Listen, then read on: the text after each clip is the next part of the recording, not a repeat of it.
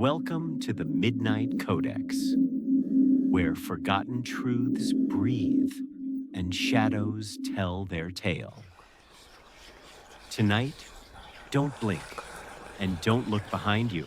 I need to write this down. Maybe someone will believe me, but I don't think I have much time left. It was a quiet morning in Rome when the letter arrived.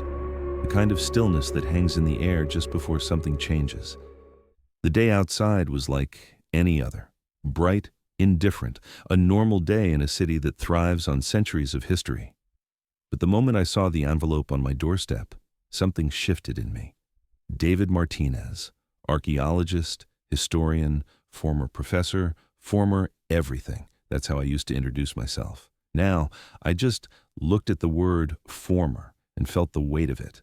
My career had been undone, unraveled by my own hands. One wrong turn, one failed research project, and it was all gone. A professor without a university, an archaeologist without a dig site. Now, I spent my days in a quiet apartment, staring at the same four walls, trying to figure out how I had gotten here. I was used to rejection letters. It had become routine. But this one was different. The envelope was thick, too thick for a standard letter. It was sealed with a wax emblem I didn't recognize, not the typical bureaucratic stamps or official insignias I had come to expect. No, this was something else, something ancient-looking, something almost intentionally out of place, as if it had traveled through time just to reach me. I couldn't help myself. My fingers trembled as I carefully tore open the envelope. The paper inside was heavy, aged, and yellowed at the edges, like it had been pulled from the annals of history itself. The handwriting was meticulous, old-fashioned. Each letter was a deliberate stroke of the pen, precise, almost formal.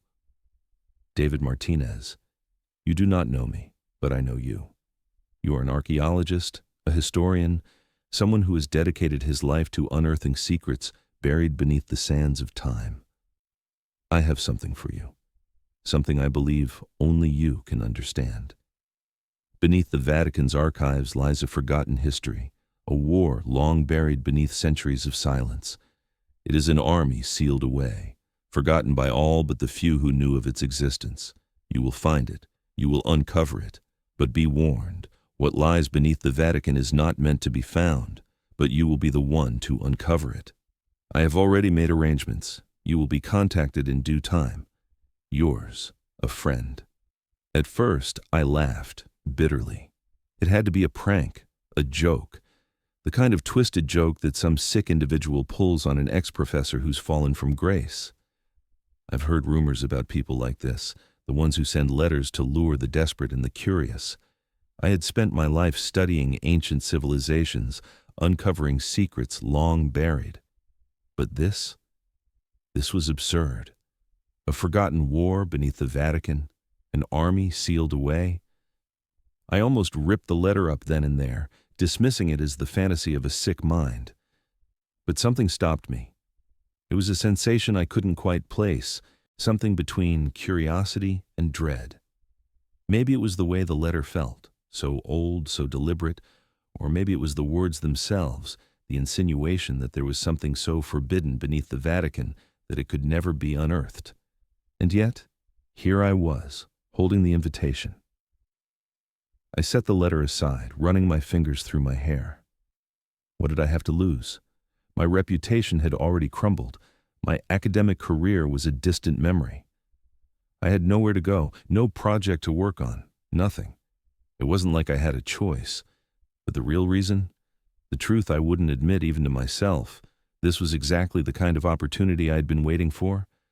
I had spent my entire life chasing the past, uncovering ancient truths. But now, the past had come looking for me. The question was I brave enough to face it? I paced the room, wrestling with the decision. The letter, that damned letter, gnawed at the back of my mind. It had been months since anything felt remotely like an opportunity. I had done some digging into the Vatican's secrets before, yes, but nothing like this. No, this was something far darker. This wasn't just archaeology. This was history, but not the kind that is taught in books. This was the kind of history that could ruin you or make you. I glanced at the clock. The silence in the room became suffocating. Who would send this kind of letter? And more importantly, why me? I had to know. I had to follow it. So I picked up the phone. It was a simple number, just a string of digits that had been provided at the end of the letter. The moment my finger pressed the dial button, I felt a chill run down my spine. The line rang twice before it was picked up. A voice, low, dispassionate, spoke. "David Martinez?" "Yes, this is David." My throat was dry, my voice shaky, but I tried to keep it steady. "We've been expecting you," the voice said, almost flatly. There was no warmth, no hint of anything human in it, just business. I don't understand. What is this about? "You will be contacted tomorrow at noon. Bring nothing but yourself.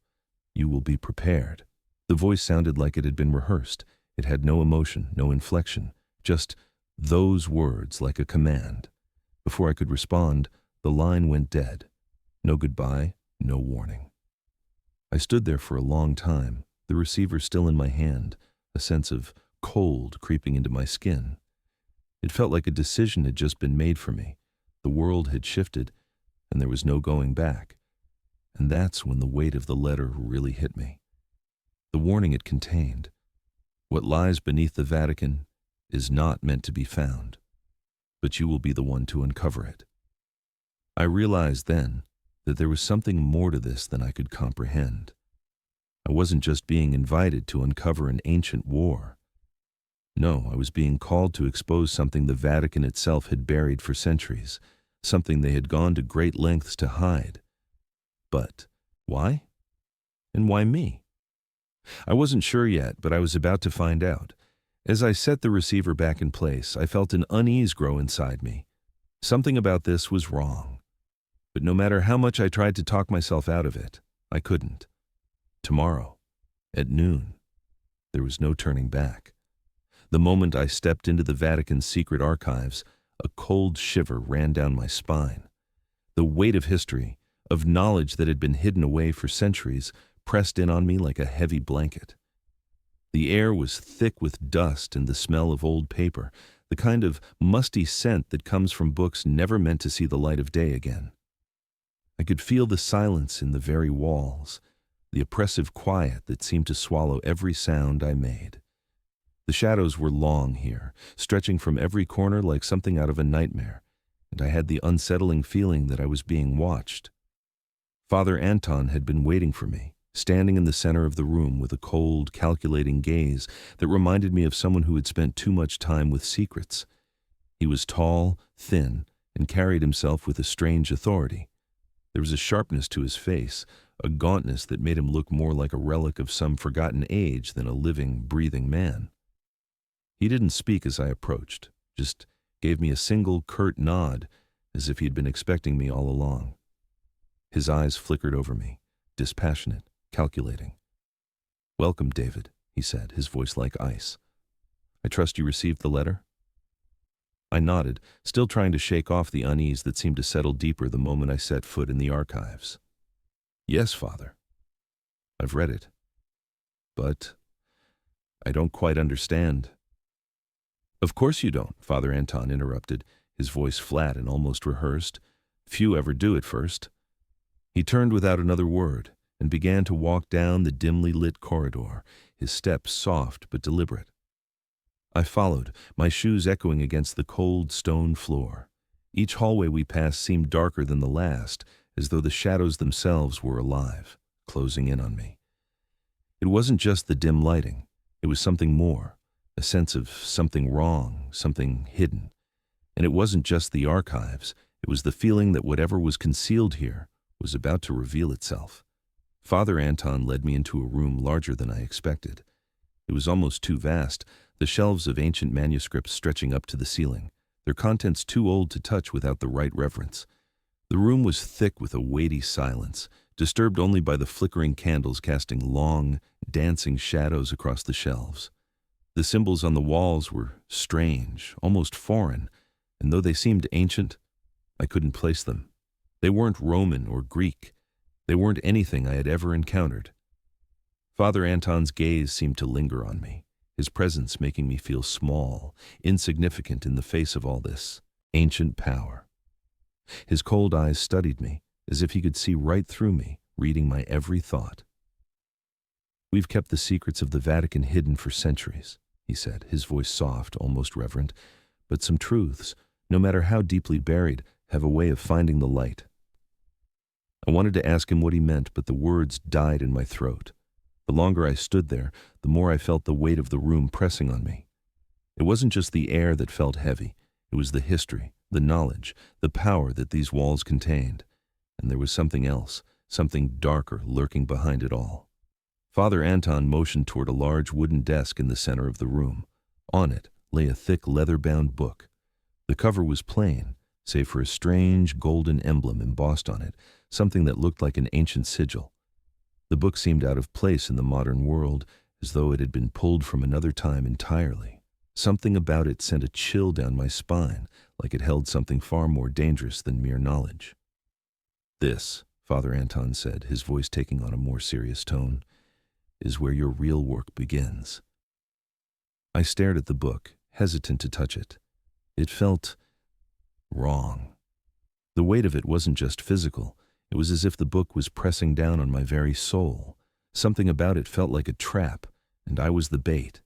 But I had come this far, and curiosity, the same curiosity that had driven me my entire life, pushed me forward. Before I could reach for it, Father Anton spoke again, his voice colder now. "Before you proceed, there are rules, strict rules. They exist for your safety, David, and for the safety of everyone involved." His words sent a tremor through me. Safety? What kind of rules were we talking about here? This wasn't just an ordinary archaeological dig. This was something far deeper, far darker, and I could feel it now, sinking into my skin, crawling through my veins. Father Anton's eyes met mine, and I saw a flicker of something ancient, something dangerous in them. He didn't smile. He didn't even seem to care if I believed him, but he spoke, his voice slow and deliberate. "Rule number 1, he said, do not touch the relics before midnight." I blinked, confused. "What do you mean? Why midnight?" Father Anton didn't respond immediately. He just stared at me with a look that told me not to question it further. "There is a reason," he said, his tone now grave. "Some things are not meant to be disturbed during the day. You'll understand soon enough." I wanted to ask more, but the words felt stuck in my throat. What kind of rule was that? And why midnight? But Father Anton had already moved on. "Rule number 2, he continued, his voice growing quieter. "Never open the tomb of the first general." The words seemed to hang in the air, as if the room itself was holding its breath. My heart skipped a beat. "The first general?" I echoed, trying to make sense of it. Father Anton didn't answer directly. Instead, he looked down at the table, as if pondering something deep and unsettling. "You'll know the tomb when you see it," he said quietly.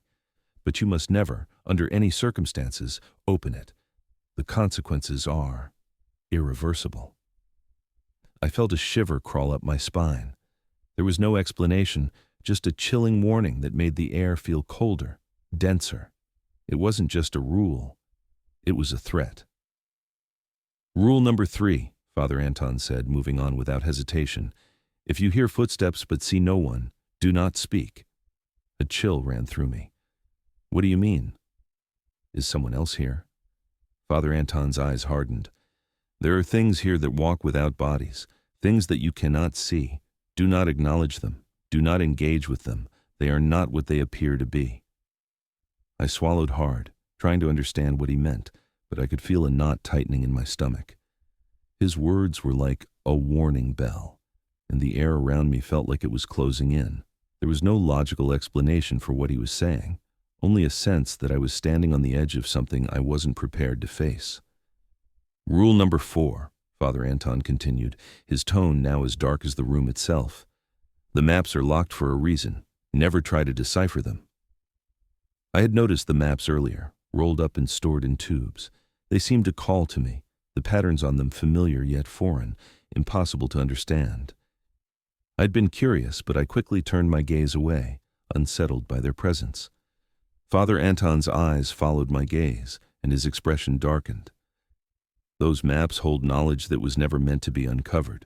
Some things are meant to remain locked away, David. You'll learn soon enough why. And then he spoke the final rule, the one that froze my blood. Rule number 5, he said, his voice barely above a whisper. If you find the hidden army, do not awaken them. My heart raced. Hidden army?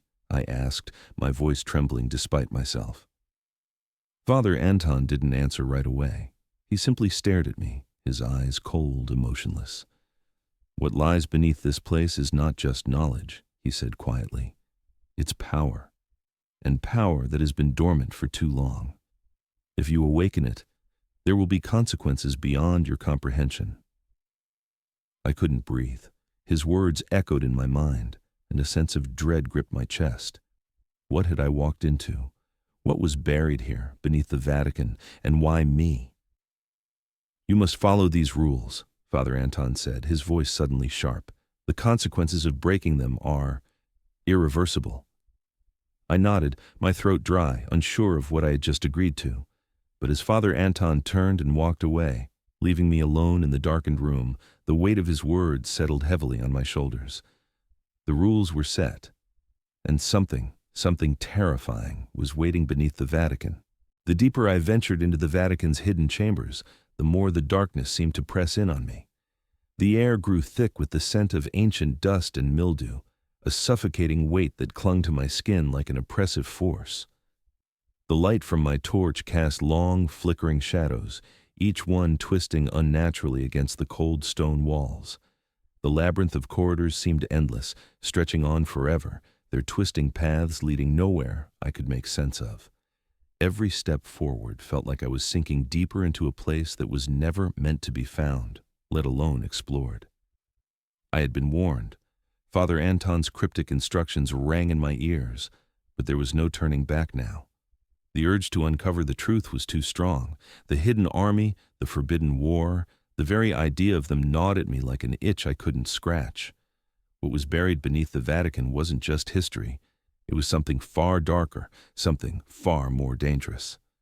I passed countless stone carvings, faded and cracked with age, depicting figures in strange, war-torn battlefields. Their faces, though twisted in agony, seemed to tell a story that was both alien and familiar.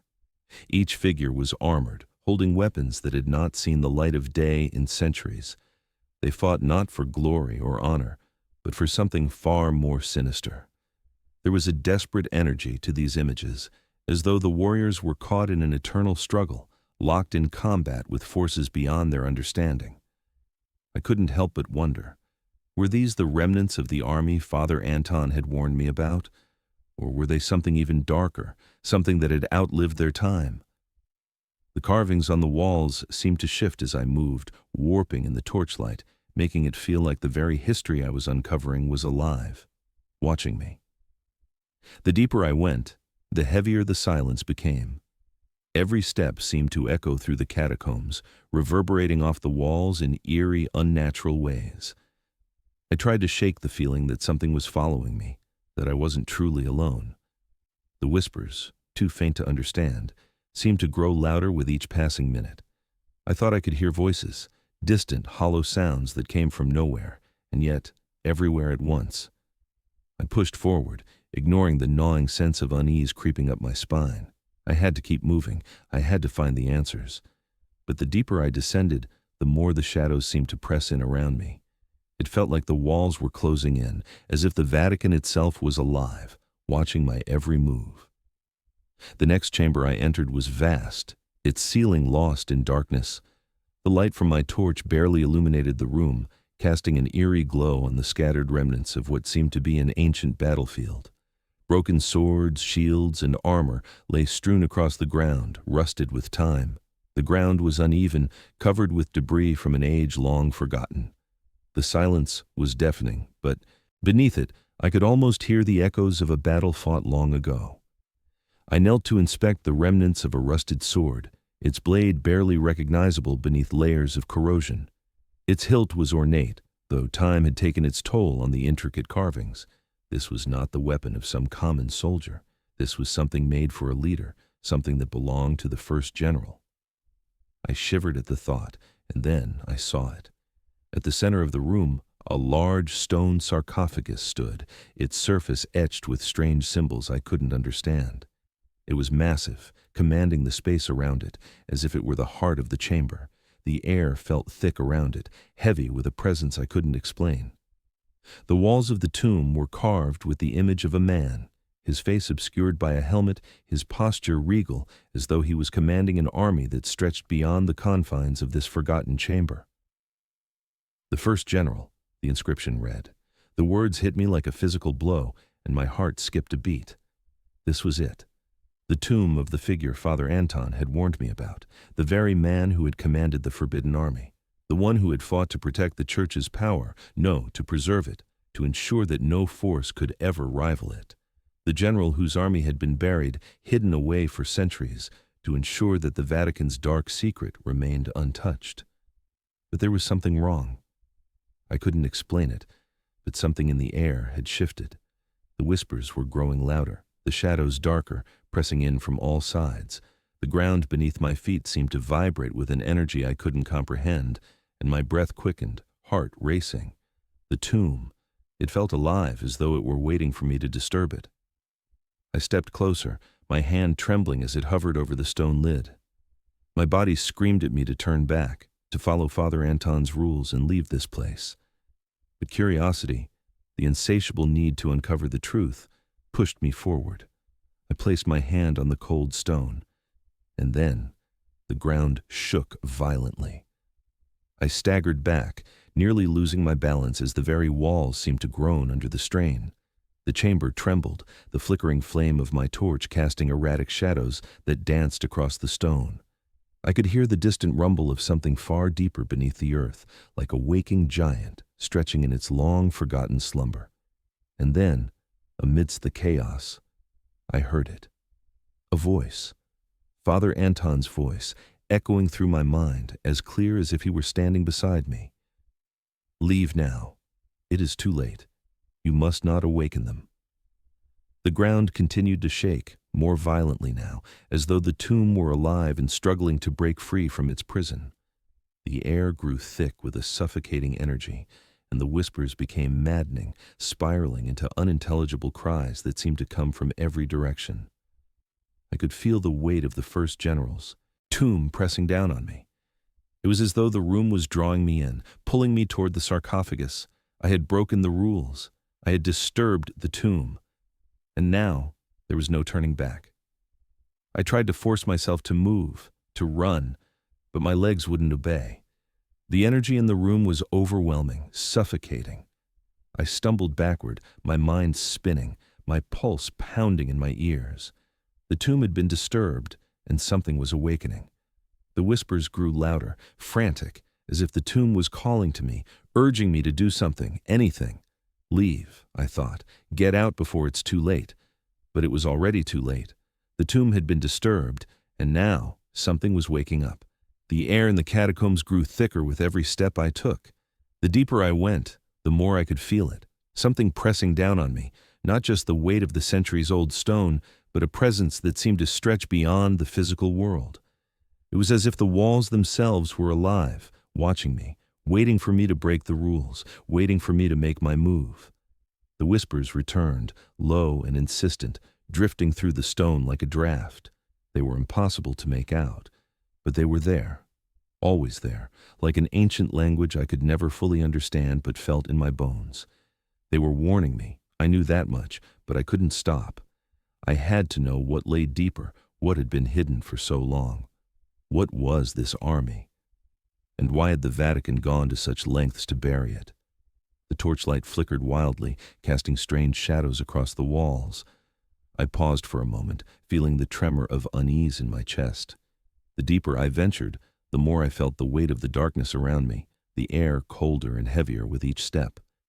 The very stone beneath my feet seemed to shift, almost as if the catacombs themselves were alive, subtly changing shape, bending to some ancient will. And then I saw it.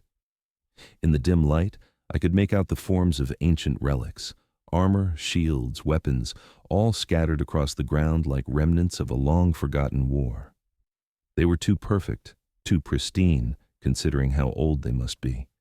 The air around them seemed to shimmer, as though they were alive with some forgotten energy. I shouldn't have touched it. But something in me, something deeper than curiosity, pushed me forward. The armor in front of me stood out from the rest. Its form was different, darker, more menacing. The design was like nothing I had ever seen before, almost as if it were crafted for a purpose I could not comprehend. Without thinking, I reached out, my fingers brushing against the cold metal. The moment I touched it, everything changed. The silence shattered. A violent clatter echoed through the chamber, and I staggered back in shock as the armor seemed to shift, almost as if it were coming to life. The ground beneath my feet rumbled, and I heard the unmistakable sound of ancient armor scraping against stone. The room seemed to vibrate, the walls groaning in protest. Then they moved. The soldiers, no, the army, rose from the shadows, their movements slow but deliberate, as though they had been waiting for centuries to be awakened. The metal of their armor gleamed in the dim light, their eyes glowing with a cold, unnatural light that pierced the darkness. There was no mistaking it now. These were no ordinary soldiers. They were something else entirely, an army preserved in time, bound to this place. The whispers grew louder, more frantic now, a chorus of voices that seemed to echo from the very walls. "You shouldn't have touched it. You've disturbed them." I took a step back, my pulse pounding in my chest. The soldiers' eyes locked on me, and a chill ran down my spine. I could feel the weight of their gaze, their eternal vigilance, their purpose. They were not here by accident. They were here for a reason, and I had awakened them. Panic surged through me as I turned and ran. I didn't look back, but I could hear their footsteps, their clattering footsteps, growing louder behind me, the sound of their ancient armor scraping against the stone as they moved in perfect unison.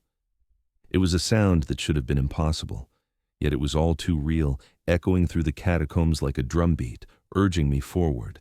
I stumbled through the twisting corridors, my heart racing, my breath coming in ragged gasps. Every turn I took seemed to lead me deeper into the labyrinth, the walls closing in on me, the path narrowing. I could feel them gaining on me, their footsteps relentless.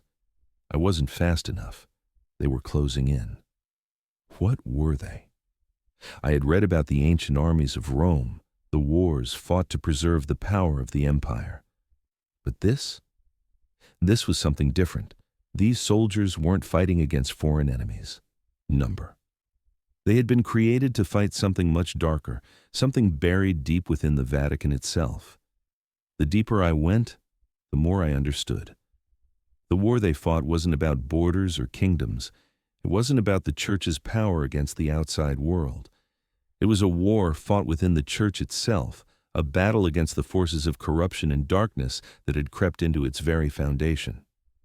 These soldiers had been created not to protect the Vatican from enemies, but to protect the world from the very corruption that had taken root at its core. And I had just broken the one rule that had kept them contained. I rounded another corner, my legs burning with the effort, my breath shallow and panicked. I thought I could hear the sound of their footsteps slowing, but it didn't matter.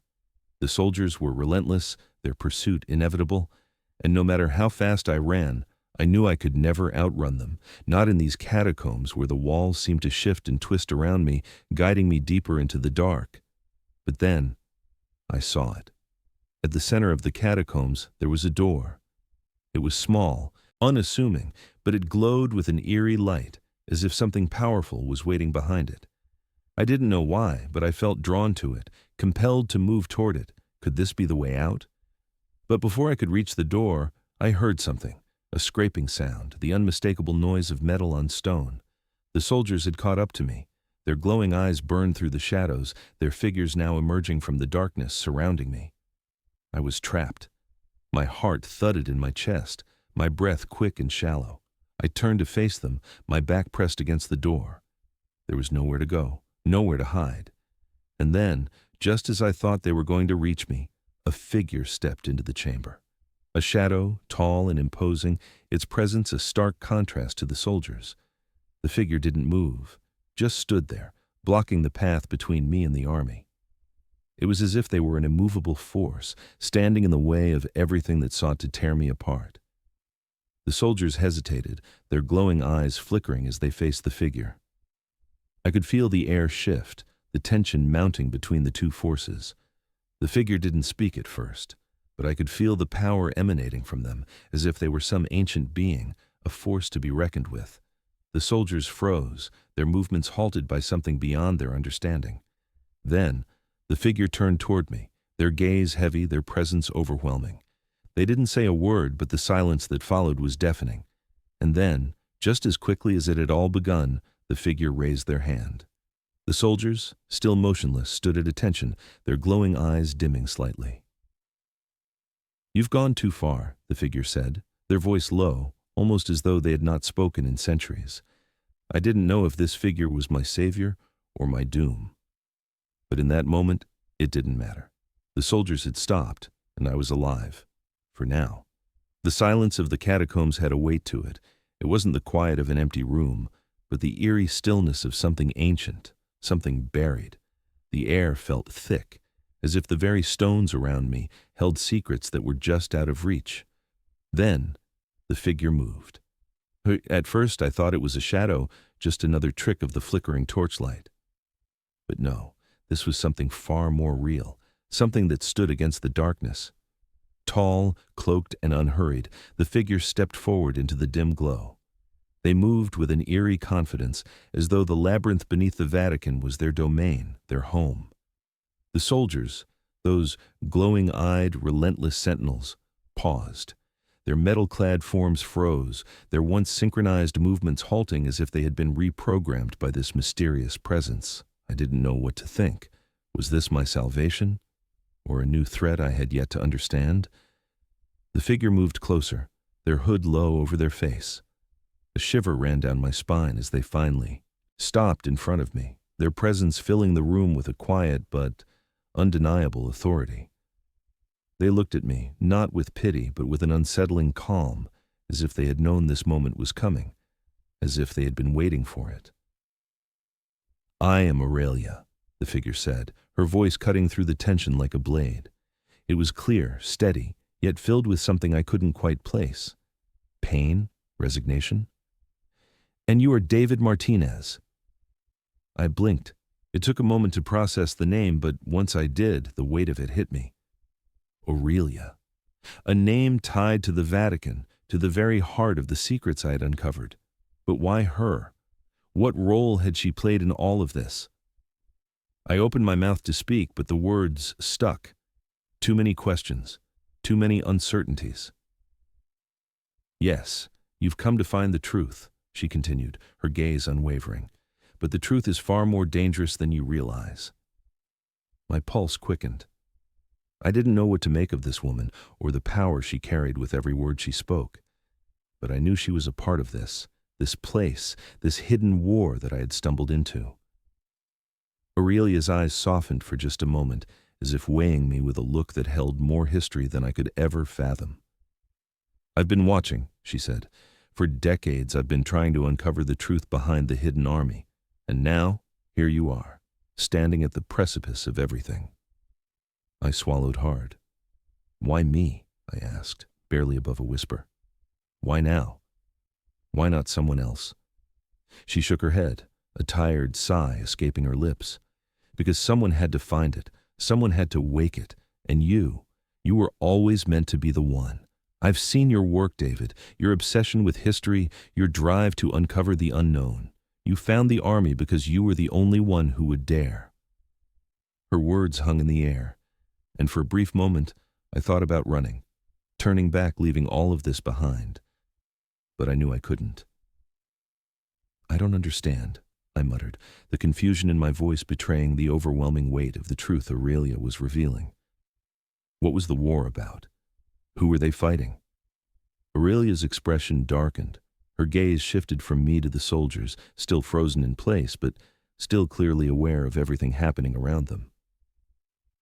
"The army you've awakened was never meant to fight external enemies, David. she said, her voice dropping lower, becoming more urgent. It wasn't about borders or wars of conquest. This army fought within the very heart of the church. It was waged against a rival faction, a group of priests who sought to control the Vatican through forbidden magic, through necromancy.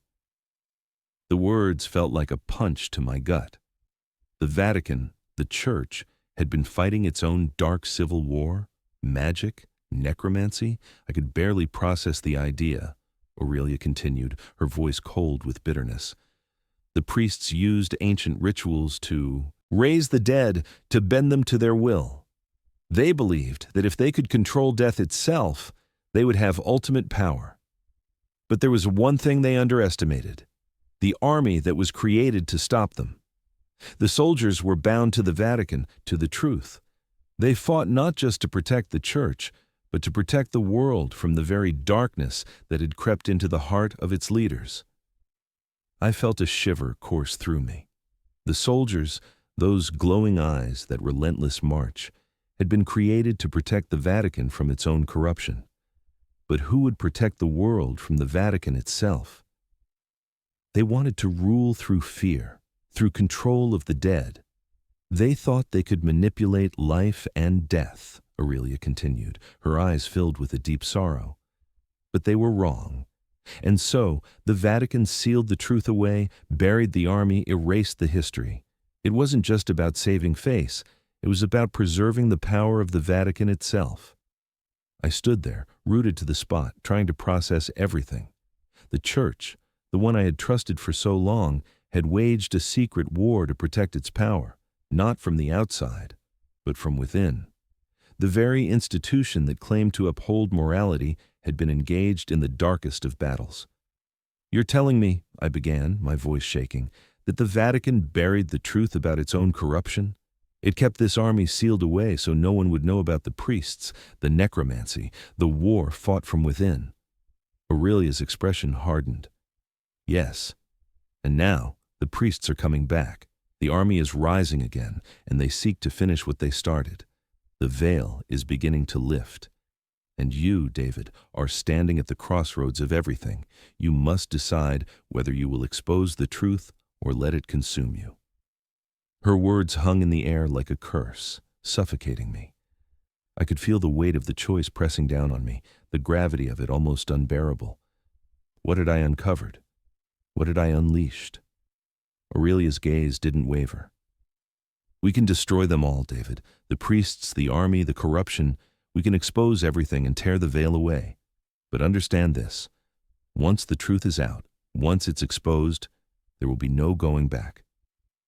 Her voice softened, her eyes reflecting something deeper, an internal struggle, perhaps, or the weight of all she had done to get here. "Or you can walk away. But if you do, if you turn your back now, the darkness will rise again, and the world will never be the same." I could hear the soldiers' footsteps now, an eerie, rhythmic clattering from behind me. The tension was suffocating. The choice loomed before me, and my heart pounded in my chest. What would I do? What could I do? Aurelia stepped closer, her eyes locking onto mine. "If you walk away, there will be no turning back. You'll carry this truth with you for the rest of your life, but you'll never be free. You'll never be able to outrun it." Her words echoed in my mind, and just like that, the weight of the world pressed down on me. I was standing at the precipice, caught between the truth and the consequences of exposing it. I had come this far. I couldn't stop now. But the cost of what I was about to do was something I would never truly understand. The heart of the catacombs felt different from the rest. It was like stepping into the core of something alive, something that had been hidden for far too long. The walls here seemed to breathe, pulsing with a strange energy that made the air feel heavy. The flickering torchlight barely touched the edges of the chamber, casting long shadows that shifted and writhed as though the darkness itself was alive. Aurelia walked beside me, her steps steady, but I could feel the tension radiating off her. We were close now, closer than I had ever thought I would get. But with every step, the weight of the truth I had uncovered grew heavier. The army, the dark history of the Vatican, the corrupt priests who had once tried to control death itself. I could feel them now, the soldiers moving in the shadows. Their glowing eyes pierced the darkness, and their slow, deliberate footsteps echoed in my ears. They were waiting, watching, but they were not my biggest concern anymore. At the center of the chamber stood a massive stone altar, its surface covered with the relics of the war fought long ago. Swords, shields, and remnants of armor littered the ground, scattered as though the battle had just ended. The air around it hummed with an energy I couldn't describe. It was as though the very room itself was holding its breath, waiting for the final act to unfold. Aurelia moved toward the altar, her fingers brushing over the relics. "This is it," she said softly. "The source of everything, the truth, the army, the power to stop them."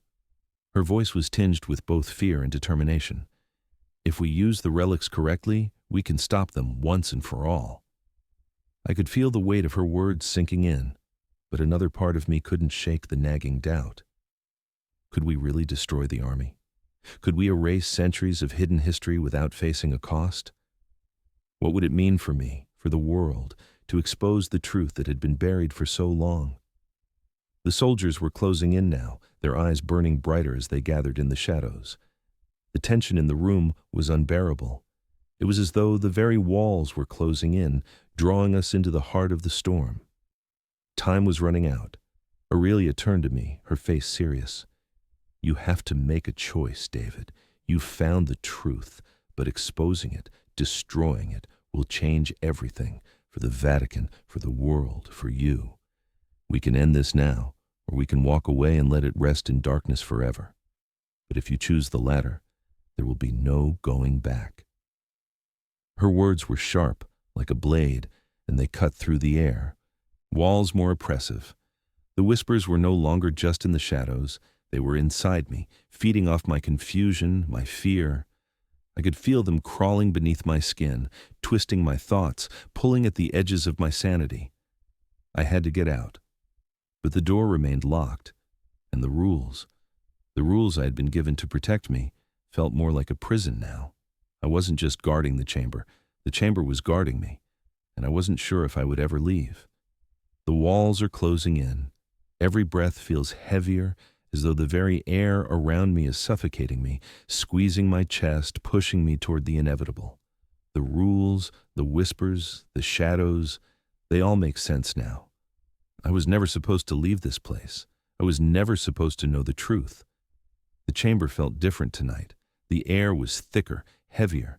It wasn't just the oppressive silence. It was something deeper, something I couldn't understand. Every breath felt like I was inhaling ice.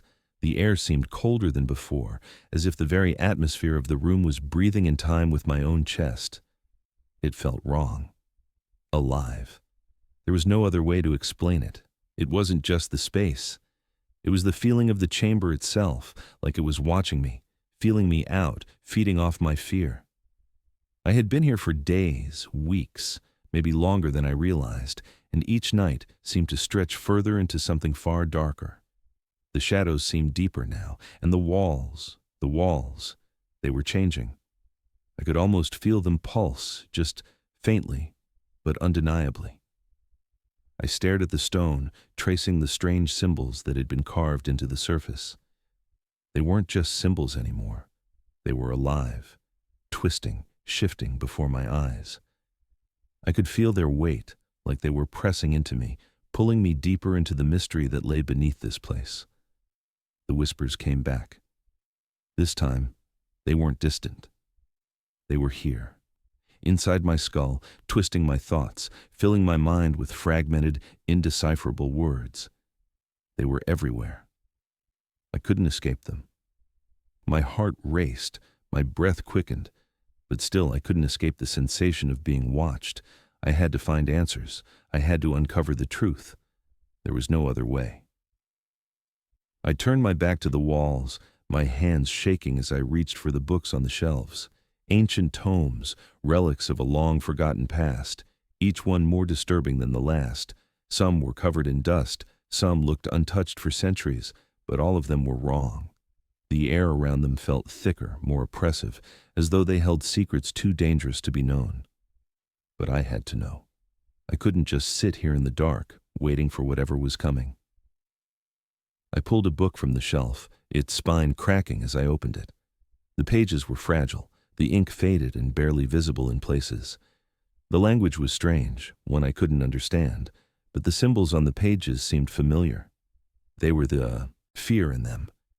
David, we have to make a choice. We can end this now, or it will consume everything. The Vatican, the Church. It will all be destroyed if we don't stop them. I couldn't breathe. The weight of the decision was crushing me. I had come here to uncover the truth, but the truth, what was it worth now? The power to expose the darkness, to destroy the Vatican's lies, was in my hands. But if I did, what would happen? Would I be able to live with it? The soldier's eyes glowed brighter. The catacombs around us groaned with the strain of the conflict. Time seemed to stretch and snap, like it was warping under the weight of what was happening. Aurelia raised the relic higher, her voice cutting through the chaos. David, we can stop them, now, before it's too late. The ground shook again, harder this time, and I knew the moment was slipping away.